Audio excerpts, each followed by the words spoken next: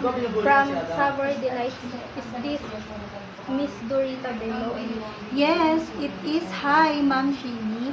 Thanks for calling. I just got an invitation to speak at your upcoming event, and I'm really excited to be considered. We're so glad to have you. Your work is such an inspiration, and we know the attendees will benefit tremendously from hearing you. I just wanted to take a moment to touch base and go over the purpose of the event and what we're hoping to achieve, just to make sure we're on the same page. Absolutely. I appreciate your reaching out to give me more context. What's in overall purpose of the event? At its heart, the event is about bringing together true leaders, professionals, and innovators from across the industry to engage in conversations that drive progress. Our goal is to foster an environment where people can exchange ideas, tackle challenges together, and explore new solutions for the future. We want to provide attendees with both inspiration and practical takeaways they can apply in their life. That sounds great. It's exactly the kind of event I'm excited to be part of. What are the main objectives we're hoping to achieve with this gathering? There are a few key objectives. First, we want attendees to lead with actionable insights, whether it's a new way of thinking about a particular issue or practice, and strategies we can implement right away. Second, we're all about fostering collaboration by bringing together people from diverse sectors. We hope to spark new partnerships and encourage future joint ventures.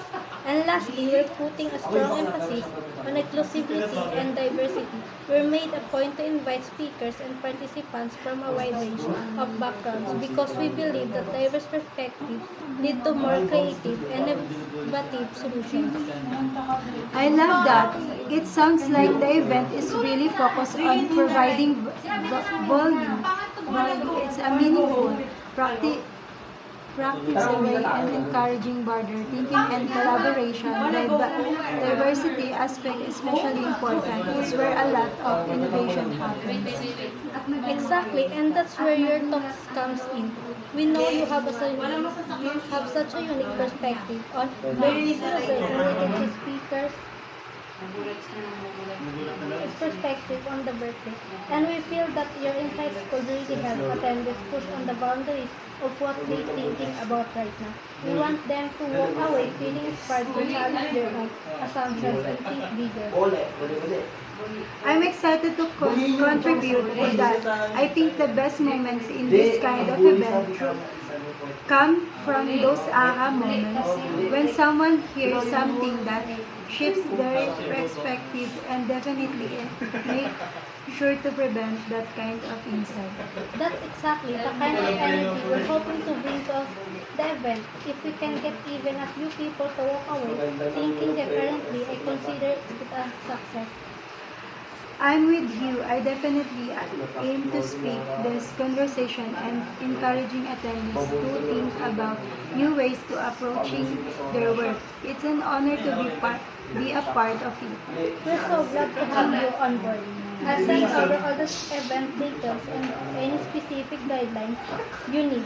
But feel free to reach out if you have any questions in the meantime. Sounds great. I review the materials once they come through. And if anything comes up, I get in. Great, Sam. Thanks again for agreeing to be part of this. I'm looking forward to hearing your talk and seeing the impact it has on the attendees.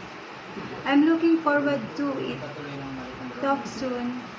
Talk, talk soon. Thanks again, Miss Dorita Bilog. Have a great day. You too. Bye from now.